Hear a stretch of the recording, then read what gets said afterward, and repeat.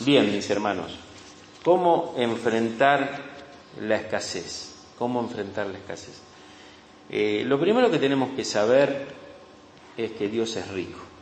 Como vimos esta mañana, el Señor Jesucristo se hizo pobre siendo rico, rico en todo, rico en todo. Todo lo que podamos nosotros pensar, Dios es rico. Ahora, nosotros tenemos que saber también que, por ejemplo, la crisis que se está viviendo hoy en el mundo y también en la Argentina, ¿no?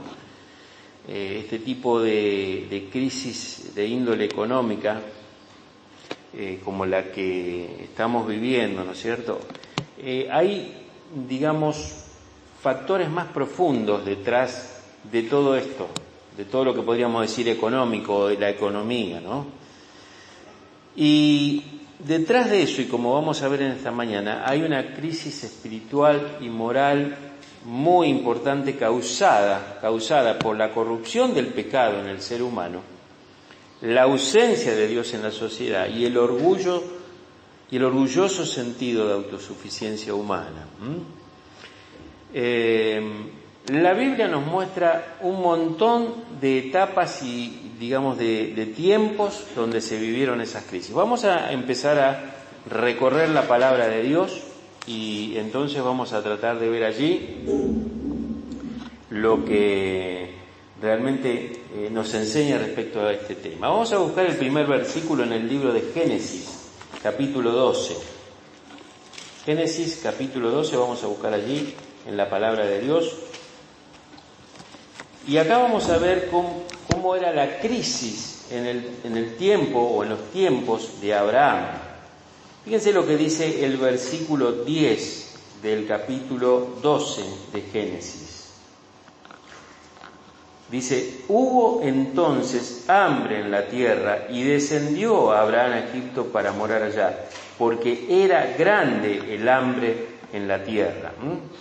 Dos veces está la palabra hambre. Y por supuesto que cuando está hablando de hambre, está hablando de necesidades de sustento y de necesidades de otro tipo, producidas lógicamente por una mala economía y por en ese tiempo muy posiblemente porque no había cosechas suficientes y obviamente la gente literalmente pasaba hambre, ¿cierto? Hambre en todo sentido, pero también hambre desde el punto de vista de lo físico, ¿no? Ahora fíjense el capítulo 26, vamos al capítulo 26, y acá habrán pasado al menos unos 75 años desde lo que vimos recién con Abraham. Y vamos a buscar el capítulo 26 de Génesis y versículo 1. Y acá es el hambre en tiempos de Isaac.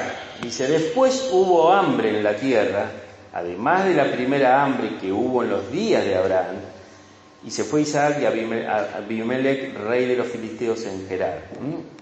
Vemos acá que nuevamente dice que hubo hambre en la tierra. Después de la primera, dice acá, que la primera es la que vimos recién, cuando hubo hambre en los tiempos de Abraham. Y más o menos ya habrían pasado unos 75 años aproximadamente de esto, ¿no? Es decir, que volvemos a ver que la tierra, o por lo menos la tierra que estaba habitada, estaba pasando hambre. Vamos a otro pasaje en el libro de Génesis, capítulo 47.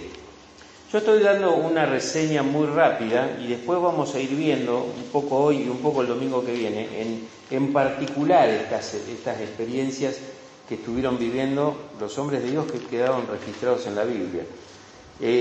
Génesis 47 y versículo 13. Fíjense lo que dice allí: no había pan en toda la tierra y el hambre era muy grave, por lo que desfalleció de hambre la tierra de Egipto y la tierra de Canaán. No hay que agregar nada acá, ¿no es cierto? No había pan en toda la tierra, dice. Evidentemente era un tiempo de gran dificultad. Vamos a ir ahora al libro de Ruth, capítulo 1, y acá vamos a ir a ver cómo eran los tiempos de los jueces. Vamos al libro de Ruth, José, Jueces, Ruth. Ruth capítulo 1 y versículo 1. Fíjense lo que dice allí la palabra de Dios. Aconteció en los días que gobernaban los jueces que hubo hambre en la tierra, y un varón de Belén de Judá fue a morar en los campos de Moab, él y su mujer y 2 hijos suyos. Que por supuesto sigue el relato y nos dice que era Abimelech, esposo de Noemí, y tenían 2 hijos, ¿no es cierto? Él y Melech, el nombre de este varón. Es decir, que acá vemos que nuevamente, otra vez, está la tierra pasando por hambre. Vamos a ir al libro de 2 Samuel, capítulo 21. 2 Samuel, capítulo 21. Y vamos a leer allí, desde el versículo 1. Porque ya vamos encontrando más detalles de las cosas. Fíjense lo que dice 2 Samuel 21 a partir del versículo 1. Hubo hambre en los días de David por 3 años consecutivos. Y David consultó a Jehová, y Jehová le dijo: es por causa de Saúl y por aquella casa de sangre por cuanto mató a los gabaonitas. Y dice el versículo 2, entonces el rey llamó a los gabaonitas y les habló, entre paréntesis dice, los gabaonitas no eran de los hijos de Israel, sino del resto de los amorreos, a los cuales los hijos de Israel habían hecho juramento, pero Saúl había procurado matarlos en su celo por los hijos de Israel y de Judá.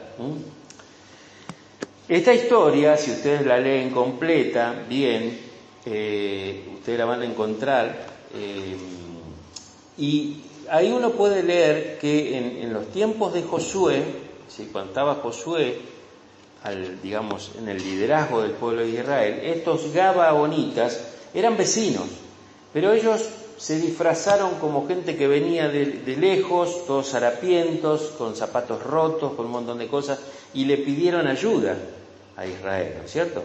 ¿Por qué? Porque estos gabaonitas sabían lo que el pueblo de Israel venía haciendo, tomando los territorios de distintos países ahí de Canaán, y iban no solamente tomando el territorio, sino también matando muchos de esos habitantes que estaban allí. Entonces dijeron, antes que nos agarren, entonces ellos tramaron algo, ¿no?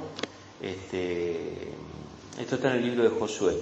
¿Y qué sucedió? Bueno, ellos le dieron ayuda, y no solamente eso, hicieron un juramento de que no les iban a hacer daño, que no les iban a hacer nada, hasta hicieron el juramento y después descubrieron que eran vecinos de ellos, vivían al lado. Y ahí obviamente hubo un conflicto entre los líderes del pueblo de Israel, porque ellos habían hecho un juramento y decían igual tenemos que destruirlo. Bueno, no pasó nada allí. Pero cuando llegó Saúl, que era el rey, los mató a todos, los destruyó, hizo una matanza terrible. Y entonces, ¿qué sucedió? Dios dijo, porque no guardaron el juramento, les voy a mandar hambre. Les voy a mandar hambre. Y obviamente pasó un año y David habrá pensado, siendo el rey, habrá pensado, bueno, estas son las hambres habituales que tenemos porque el pueblo desobedece a Dios, pero pasó el 2.º año y seguramente David habrá dicho, bueno, sí, esto puede ser el castigo de Jehová porque estamos... Pero cuando llegó el 3.er año de hambre, ya ahí se presentó a Dios y dijo, ¿qué pasa, Señor? Y dice claramente este versículo, es por causa de Saúl, por aquella casa de sangre. Y miren, mis hermanos, acá empezamos a introducirnos en el tema. El problema, básicamente, en el mundo, la necesidad material, de trabajo, de malas economías, es por causa de la corrupción y la desobediencia, hermanos. Es por causa de la maldad del hombre. Porque indudablemente, como ya vamos a entrar en detalle, si Dios quiere, el domingo que viene, con algunos de estos casos, específicamente con el caso de Isaac, hoy vamos a ver algo de José, indudablemente es la maldad del corazón humano la que, en definitiva, repercute en la economía de los países. Y nosotros sabemos, por ejemplo, que nuestro país está plagado de corrupción, mis hermanos. Entonces, un país así, Dios lo hace pasar hambre. Dios dice, te voy a dejar, no sos obediente, no seguís mis normas, no seguís... mi camino, te voy a dejar, vas a pasar hambre. Pero como vamos a ver después, aquellos que dentro de un pueblo, como pasó en el caso de Isaac y también pasó con muchos de los otros casos, en el mismo caso de Ruth, en el libro de Ruth, ¿no es cierto? Dios prospera a los hijos de Dios obedientes en el medio de un hambre general, mis hermanos. Los hijos de Dios que obedecen a Dios van a ser prosperados, mis hermanos. Van a ser prosperados, aunque la economía esté destruida. ¿Por qué? Porque si nos ajustamos a lo que Dios nos enseña y lo que nos va a enseñar esta mañana, Dios nos va a proveer, aunque el resto de nuestros vecinos estén fundidos, mis hermanos.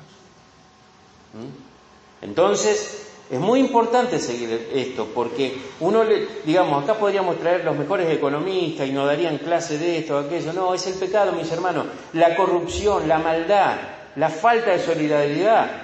Vamos a ver hoy un texto que realmente a mí me impactó y yo creo, y está en el Nuevo Testamento, así que es importante que tengamos todas estas cosas en cuenta. Ahora, esto fue en tiempos de David. Vamos a los tiempos de Elías, Primera Reyes, capítulo 18. Y estamos, como ustedes ven, vamos cronológicamente avanzando en el Antiguo Testamento en distintas etapas, desde que empezamos Génesis y ahora estamos en Primera Reyes, capítulo 18. Y fíjense lo que dice la palabra de Dios en el versículo 2. Fue pues Elías a mostrarse a Acab, y el hambre era grave en Samaria. Era grave. Seguimos con los mismos problemas. Miren, mis hermanos, Acab era el rey de Israel, que dice la Biblia, que hizo lo malo, más malo que todos los reyes malos que estuvieron antes que él. Encima estaba con una esposa que era más mala que él todavía. Introducieron la idolatría, abandonaron a Jehová, se opusieron a los verdaderos profetas, intentaron matar a Elías. ¿Y qué dijo Dios? Hambre. Desobediencia, hambre. Entonces, nosotros vamos viendo cómo la palabra de Dios nos muestra cuál es la causa principal de la escasez, mis hermanos, de la escasez. Hoy vamos a ver algunos principios prácticos para que nos ayuden también a cómo poder mejorar nuestra economía, ¿no es cierto? Pero yo quiero introducirme primero con esto para que nosotros no perdamos de vista que la Biblia enseña que todo esto que está pasando ahora viene de lejos y la causa siempre es la misma: la desobediencia, la incredulidad, el pecado, la corrupción, la maldad, todo eso es la base. Vamos a ir a los tiempos de Eliseo. Segunda Reyes, capítulo 4. Seguimos avanzando, ya pasó Elías, ahora viene Eliseo. Y fíjense lo que dice el libro de Segunda Reyes, capítulo 4, y versículo 38. Buscar allí en la palabra de Dios. Dice así: Eliseo volvió a Gilgal cuando había una grande hambre en la tierra, y los hijos de los profetas estaban con él, por lo que le dijo a su criado: pon una olla grande y haz un potaje para los hijos de los profetas. La olla popular, mis hermanos, la olla popular. Dice, hace una olla grande. Claro, hace una olla grande. Y ustedes saben que ahí se produjo un milagro porque fueron a recoger, digamos, los elementos para hacer esa sopa, ese guiso, no sé lo que sería, un potaje, dice acá, y dice que tomaron calabazas silvestres. Lo que pasa es que esas calabazas silvestres eran venenosas. Y entonces ahí cuando estaban cocinando todo, alguien no sé si se dio cuenta, probó, no sé qué pasó, y entonces dice, hay muerte en esa olla. Entonces dice la palabra de Dios, si ustedes siguen el relato, que Eliseo mandó pedir harina, tiró harina y listo, coman, está listo. Pero fíjense a lo que, digamos, se había llegado, una olla popular para que los profetas que estaban seguramente en ese lugar. Ustedes saben que había una escuela de profetas ahí, es como si fuera un seminario. Entonces había un seminario donde tenían que comer. Entonces, porque dice que acá en Gilgal, que era donde estaba esa escuela de profetas, había una grande hambre, ¿no? Entonces, bueno, vemos cómo esto se repite.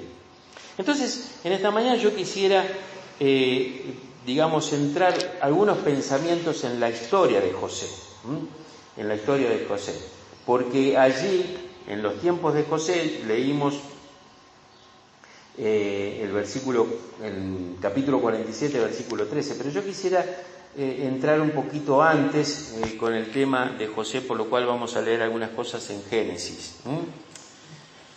Por supuesto que no voy a contar toda la historia, mis hermanos. Ustedes saben todo lo que pasó con José, y está relatado entre los capítulos 37 al 42, ¿no es cierto?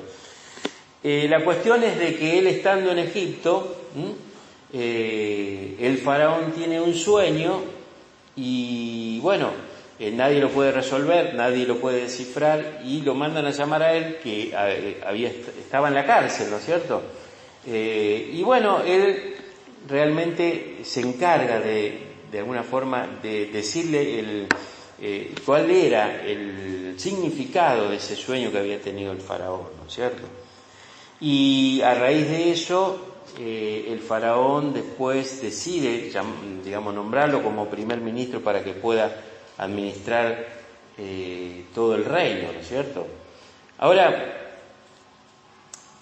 los recursos de los cuales él iba a administrar, fíjense qué interesante es esto, porque en un momento él llega a ser el primer ministro de Egipto, pero él ya tenía un corazón y obviamente el don y una revelación y una sabiduría que Dios le había dado, porque él nos dice el capítulo 39, vamos a leerlo, capítulo 39 de Génesis capítulo 39 y el versículo 5, dice lo siguiente, Génesis 39, 5. Y aconteció que desde cuando le dio el encargo de su casa y de todo lo que tenía, Jehová bendijo la casa del egipcio a causa de José, y la bendición de Jehová estaba sobre todo lo que tenía, así en casa como en el campo. Indudablemente, acá él fue como esclavo a la casa de Potifar, conocemos la historia en la casa de Potifar, con la esposa, etc. Pero lo importante es que dice acá que él tenía esa sabiduría para poder administrar todos los bienes, a tal punto que, digamos, el versículo 6 dice que Potifar dejó todo lo que tenía en mano de José, y con él no se preocupaba de cosa alguna sino del pan que comía. Imagínense, se encargó de todo. ¿Qué manera de administrar? Él todavía seguía siendo, un hombre que Dios lo había llamado, siendo que él era israelita y estaba en ese país de Egipto, que obviamente era una potencia, pero era un país pagano, ¿no es cierto? Sin embargo, él, siguiendo y obedeciendo a Dios y dando gloria a Dios, pudo llegar a ser lo que llegó a ser después el primer ministro de Egipto, ¿no es cierto? Ahora, vemos esto en la casa de Potifar, sabemos todo lo que pasa en la casa de Potifar, termina preso. Y fíjense lo que dice el versículo 23 del capítulo 39 que estamos viendo. Entonces, claro, si vemos el 22, perdonen, así podemos entrar un poco mejor, 39, 22, dice, y el jefe de la cárcel entregó en mano de José el cuidado de todos los presos que había en aquella prisión. Todo lo que se hacía allí, él lo hacía. No necesitaba atender el jefe de la cárcel cosa alguna de las que estaban al cuidado de José, porque Jehová estaba con José y lo que él hacía, Jehová lo prosperaba. Qué interesante, ¿no? Hasta el jefe de la cárcel se tomó vacaciones. Dice, bueno, José se encarga de todo. Y cómo habrá sido realmente, digamos, esa sabiduría y esa, podríamos decir así, esa capacidad que Dios le había dado, porque Dios estaba con él, dice la palabra de Dios, para poder manejar y administrar todo lo que sucedía, por ejemplo, en la casa de Potifar o aquí en la cárcel, que Dios lo estaba preparando para que él administrara una nación, mis hermanos. Lo estaba preparando. ¿Por qué? Porque la palabra de Dios nos dice más adelante que en ese sueño que tuvo Faraón iba a haber años de abundancia y también iba a haber años de escasez, a través de lo que dice el relato, ¿no? Ahora, es importante que veamos lo siguiente, mis hermanos. El saber manejar las finanzas de nuestra propia vida, de nuestra propia casa, de nuestra familia, digamos, es necesario tener dos características que tenía José y que nosotros tenemos que de alguna forma imitar y buscar y pedírsela a Dios. José tenía prudencia y sabiduría. Fijémonos lo que dice el versículo 33 del capítulo 41.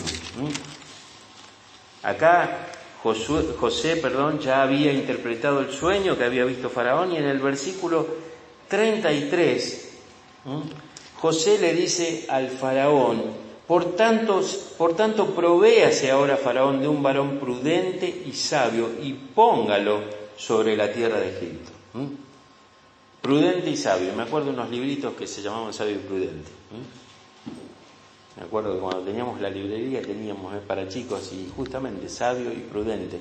Y acá dice, José le dice a Faraón, tiene que buscar una persona para que pueda tener una buena administración, que sea prudente y que tenga sabiduría. Esa sabiduría que obviamente no es la humana, mis hermanos, la entendemos, ¿no? Porque esa sabiduría solamente la puede proveer Dios, ¿no? ¿Qué es lo que hacía con él, no? Ahora, este sueño que había tenido el faraón representaba que iba a haber 7 años de abundancia y 7 años de escasez, a través de una figura, porque en el sueño se ven 7 vacas gordas y 7 vacas que dicen la palabra de Dios que eran horribles, eran feas.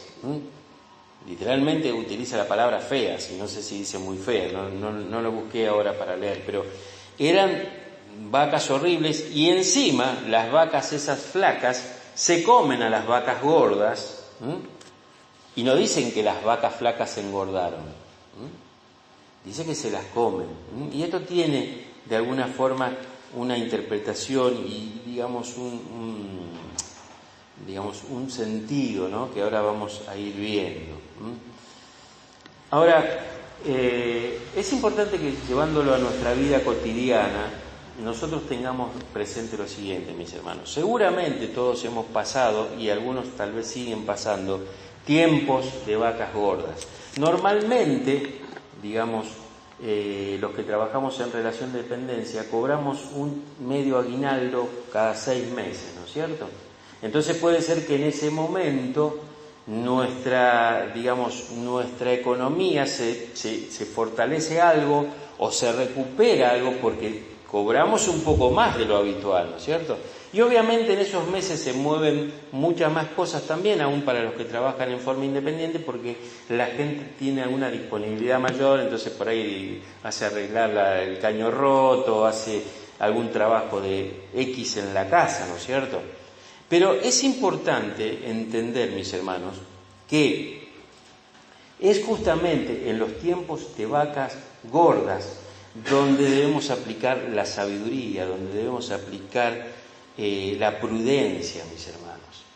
¿Por qué? Porque justamente la instrucción de José para el faraón era una mentalidad de ahorro, una mentalidad de ahorro. ¿Por qué? Porque él le dice, va a haber 7 años de abundancia en los cuales tienen que ahorrar, no despilfarrar, no gastar, no decir, bueno, me compro esto, me hago aquello, ¿no es cierto? Y nosotros necesitamos, hermanos, tener una mentalidad de ahorro, como la de José. Eso lo llevó al éxito, ¿no es cierto?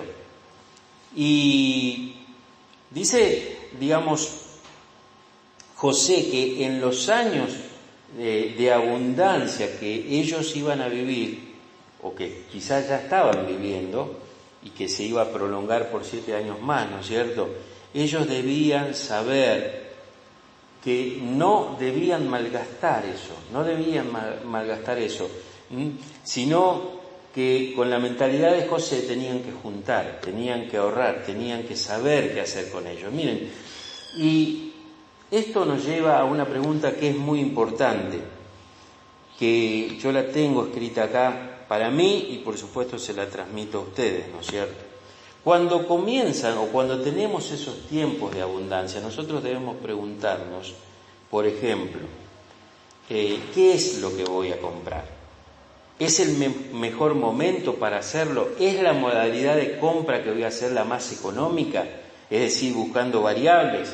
Ustedes saben, y el otro día escuchaba a un economista en una radio, creo que era Radio Rivadavia, que él hablaba y decía que, digamos, la gente debe conocer que, por ejemplo, esos planes con tarjetas en cuotas fijas pareciera que es conveniente, pero tienen alrededor de un 170, 180% de interés cargado ya.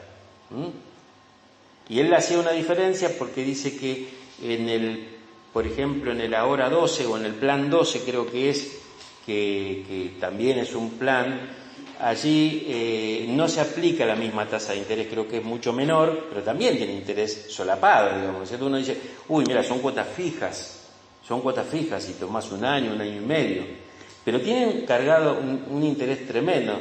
Miren, mis hermanos, las empresas de tarjeta como los bancos nunca pierden, ¿no es cierto? Y, por ejemplo, yo que estoy vinculado digamos, a una empresa que hace eso, que está, digamos, relacionada con las finanzas, hace como un año hablando con uno de los jefes que están en el área comercial, él decía, por ejemplo, una empresa de electrodomésticos, a ustedes o a mí también nos ofrecen un 10% de descuento o un 15% de descuento sobre el valor de un producto. Bueno, el banco y la empresa dicen, bueno, vos pagás el 7, yo pago el 5, o de acuerdo a cuánto sea, o 5 y 5, y eso lo arreglan, lo absorben ellos, obviamente para que se pueda bajar ese 10%, pero el producto tampoco está en el valor real.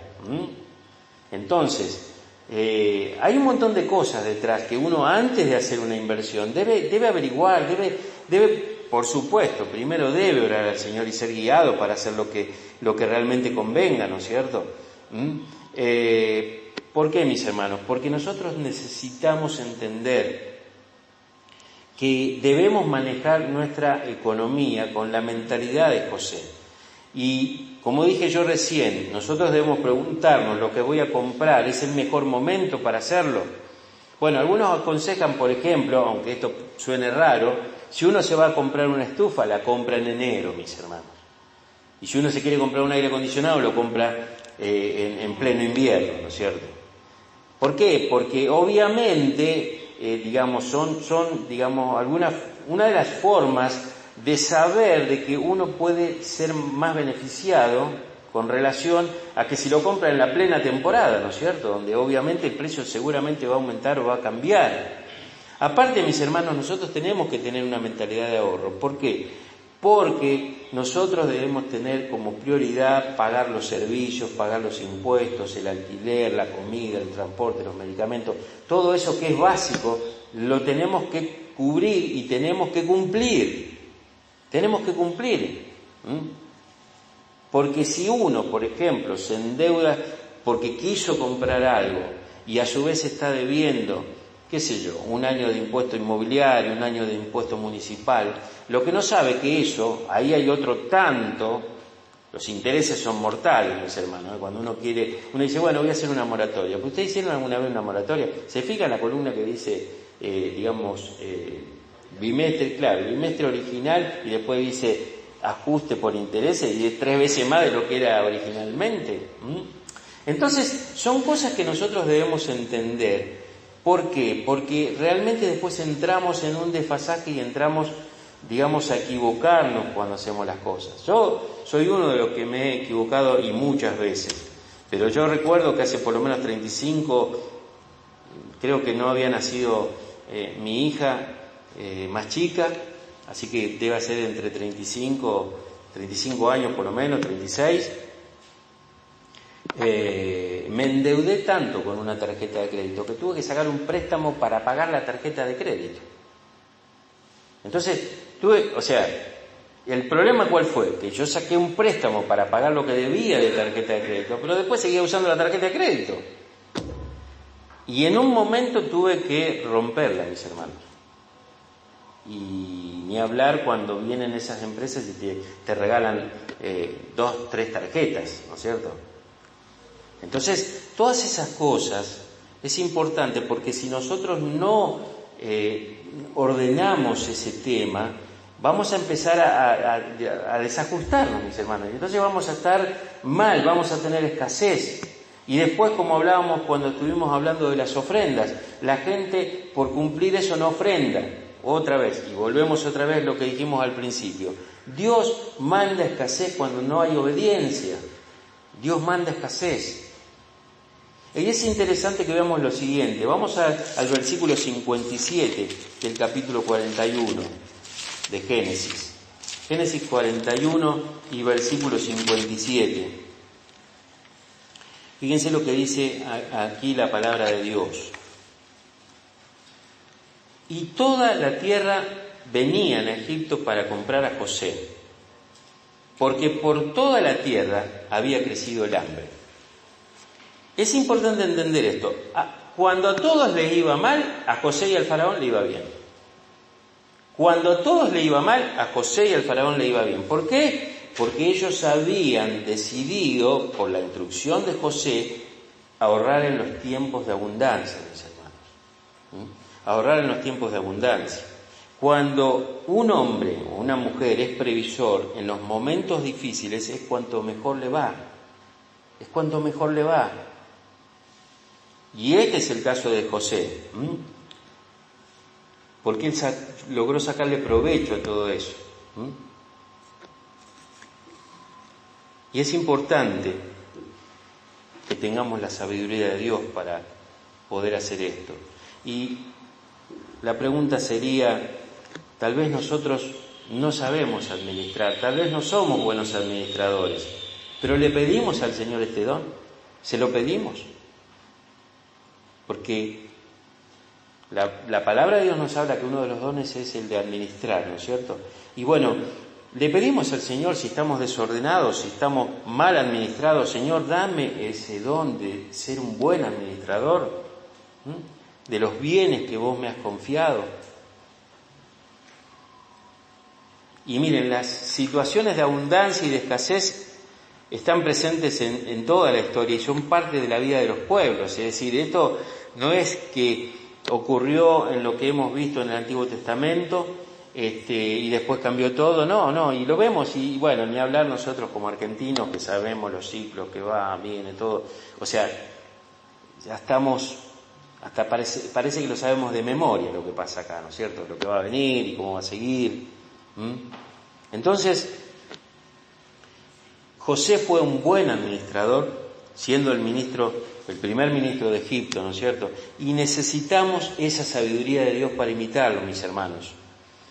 Y esto, lógicamente, requerirá de parte de nosotros no un derroche, no decidir lo que nosotros vamos a comprar, lo que vamos a hacer, sino ordenarnos, pedirle a Dios que nos ayude, si debemos hacerlo, en qué momento, dónde, cómo pagarlo. Todas estas cosas vienen de parte de Dios, la sabiduría, y Dios la da. Siempre recuerdo un versículo que está en Deuteronomio, no sé bien, pero siempre me quedó en mi mente. Y dice allí la palabra de Dios, yo de alguna forma se lo parafraseo, ¿no es cierto? Dice, no pedirás prestado, sino que prestarás. Dando a entender que Dios iba a prosperar a aquel que se sujetara a la obediencia de lo que Dios había instruido. Porque muchas veces nosotros, y yo le conté recién lo que he pasado en una etapa en mi vida, uno se la pasa pidiendo préstamo, financiando. ¿Y cuándo vamos a salir de eso? ¿Cuándo vamos a salir de eso? Nosotros tenemos que buscar la sabiduría de Dios, para que en un momento, no digo que nunca vamos a tener un momento de necesidad, pero debemos ser previsores. Necesitamos tener aquellas cosas que realmente cubran las necesidades, no solamente nuestras, sino de nuestra familia. Ustedes recuerdan la viuda de ese profeta que realmente le habían venido a buscar los hijos porque no había pagado la deuda, el marido se había endeudado, no había sido un hombre ordenado en su finanza, y se venían a buscarle los hijos. Y ahí es donde se produce el milagro, que se multiplica el aceite y demás, y pueden pagar eso. Pero esto nos habla, mis hermanos, que ese profeta, aunque era un hombre de Dios, no sabía administrarse. Estaba mal administrado y estaba siempre para atrás, a tal punto que dejó eso después que murió a su familia, le dejó esa carga. Yo recuerdo que mi papá, que era una persona muy ordenada en ese sentido, no recuerdo, pero pongámosle un par de años antes de que él muriera, él estaba en su pleno conocimiento y no estaba enfermo, porque él se enfermó en los últimos 6 meses. Él un día me llamó a su casa y estuvimos hablando y me dice, mirá, acá están todos los seguros que yo tengo. Cosa que cuando yo me muera no le reclamen nada. Acá está todo pago. Y él había hecho varios seguros de vida y tenía ahí. Es decir, él había organizado de modo que, y eso pasó, mis hermanos, porque cuando él falleció, había quedado él tenía una cuenta corriente en el Banco Nación, me llamaron, me hablaron bien, bueno, vamos a ver cómo. Y en el mismo lugar tenía un seguro de vida y dice, bueno, arreglamos, después me llamaron de otra compañía de seguro para darme el dinero también, se pagaron todas las deudas que él había quizás dejado, ¿no? Y sobró. Y esto habla de que necesitamos ser previsores, necesitamos ordenarnos, mis hermanos.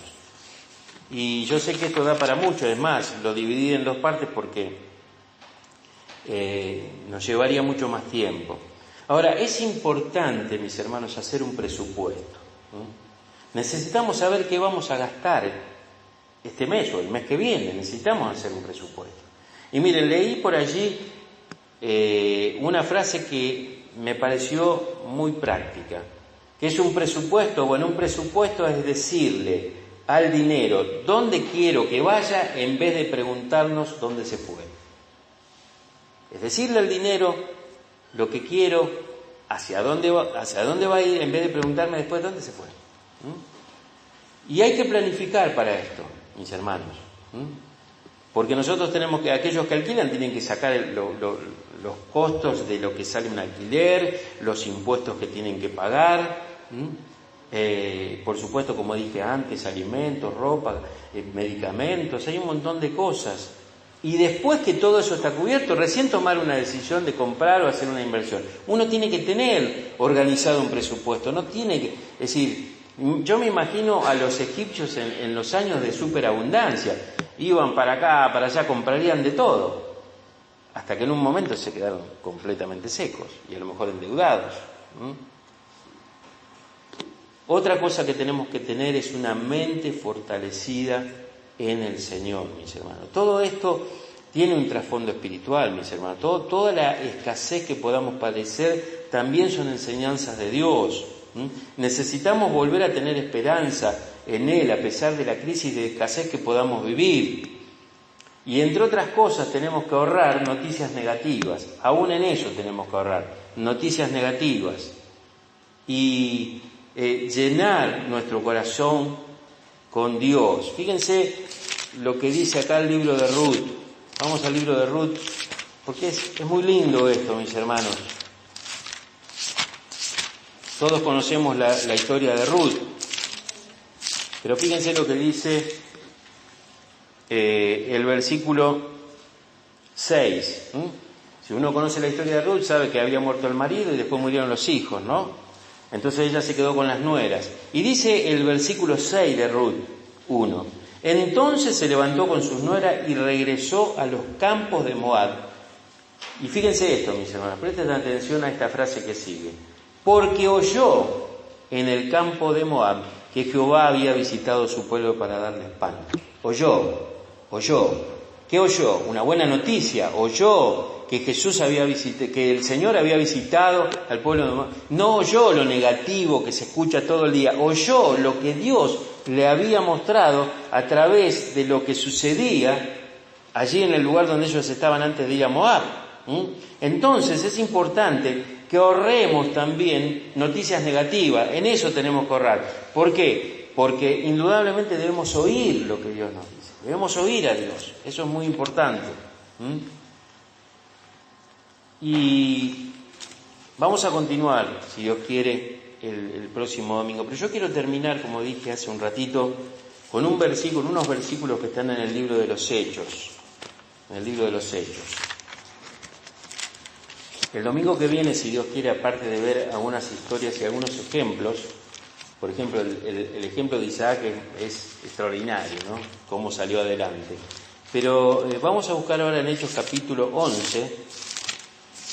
Yo les decía que además de ver algunos ejemplos, vamos a seguir con algunas sugerencias o consejos prácticos de cómo poder salir de la escasez. Fíjense lo que dice desde el versículo 27 hasta el 30. Y con esto vamos terminando, mis hermanos, por hoy. Dice así, Hechos 11, 27. En aquellos días, unos profetas descendieron a Jerusalén, de Jerusalén a Antioquía, y levantándose uno de ellos, llamado Agabo, daba a entender por el Espíritu Santo que vendría una gran hambre en toda la tierra habitada, la cual sucedió en tiempo de Claudio. Entonces los discípulos, cada uno conforme a lo que tenía, determinaron enviar socorro a los hermanos que habitaban en Judea, lo cual en efecto hicieron, enviándolo a los ancianos por manos de Bernabé y Saulo. En tiempos de Claudio. Claudio era un emperador que estaba en Roma, y que obviamente en tiempos de él hubo, como dice acá, un gran hambre, y obviamente una gran escasez. Y yo realmente me quiero centrar en el versículo 29, mis hermanos. Dice acá, entonces los discípulos, cada uno conforme a lo que tenía, determinaron enviar socorro a los hermanos que habitaban en Judea. Los discípulos, mis hermanos, no son los apóstoles, son los discípulos. ¿Quiénes son los discípulos? Los que siguen a Cristo, los que realmente tienen comunión con Cristo. No son los creyentes, no son los que asisten a la iglesia. Los discípulos, los que están conectados con Cristo, los que obedecen, los discípulos. Esos, dice acá, los discípulos, cada uno, es decir, todos, cada uno, todos, conforme a lo que tenían, es decir, de acuerdo a su capacidad de, podríamos decir, de desarrollo en sus finanzas. Algunos eran más ricos, otros eran más pobres, pero eran discípulos, gente que seguía a Cristo, que obedecía al Señor. Dice, conforme a lo que tenían, determinaron, mis hermanos. ¿Qué es determinar? Tomar la decisión. Determinaron, dijeron, sí, lo hacemos. Tomaron la decisión. ¿Y qué decisión tomaron? Dice el versículo, enviar ayuda, enviar socorro a los hermanos que habitaban en Judea, dice acá. Y es extraordinario porque el versículo 30 dice, lo cual en efecto hicieron, mis hermanos. No sirve con determinarlo y no hacerlo, ¿me entienden? Tenemos que determinarlo y hacerlo. ¿Y qué es lo que hicieron? De acuerdo a lo que cada uno tenía. Ayudaron, mis hermanos. Ayudaron a los que estaban en necesidad. Ese es el espíritu del discípulo. No necesitamos que nos digan que tenemos que ayudar. El discípulo ayuda, de todas maneras, de la que sea, con dinero, con presencia, con un llamado telefónico, con una palabra de fe, con una compañía, con lo que sea, mis hermanos. En este caso, ellos lo ayudaron económicamente porque realmente había un tiempo de hambre, un tiempo de escasez, un tiempo de necesidad. Seguramente no habrá llamado a un discípulo y dice, te voy a pagar el alquiler. No, a lo mejor no podía hacer eso, pero a lo mejor le preguntaría a esos hermanos de necesidad, ¿qué te hace falta? ¿Qué necesitas? ¿Te puedo ayudar en algo? Eso es lo que hace un discípulo, mis hermanos. Un discípulo, alguien que está comprometido con Dios. No es simplemente un creyente, es un seguidor de Cristo, uno que obedece a Cristo y que está dispuesto a dar. Porque acá nosotros vemos que cada uno, de acuerdo a lo que tenía, determinó dar y no recibir. Dar, porque dice acá de ayudar o socorrer a los hermanos que habitaban en Judea. Y lo más extraordinario es que lo hicieron, mis hermanos. Esto es fantástico, mis hermanos. Lo hicieron, lo cual en efecto hicieron, dice acá. No se quedaron con palabras, ayudaron. Y saben una cosa, el libro de Hechos nos dice que Jesús dijo que es más bienaventurado, más feliz dar que recibir. Entonces uno tiene que tener un corazón, ya lo hemos visto esto hace pocas semanas, mis hermanos, todo este tema, pero parece que el Señor me vuelve otra vez al tema, ¿no es cierto? Porque estamos hablando de la escasez y sin embargo Dios nos dice tenés que dar. Y de acuerdo a tu posibilidad. porque como dice acá, conforme a lo que tenía. Tal vez algunos no tienen casi nada, pero aún de lo casi nada Dios te pide que des, que ayudes, que bendigas al vecino, que bendigas al familiar que a lo mejor está pasando un momento de necesidad. Esta es la palabra que Dios quiere enseñarnos hoy. Y por supuesto, cuando nosotros arreglamos y ordenamos y administramos mejor nuestras finanzas, vamos a poder dar más. El propósito por el cual Dios nos prospera no es para nosotros, mis hermanos, es para darle a otros. Ese es el propósito. A veces nos volvemos egoístas.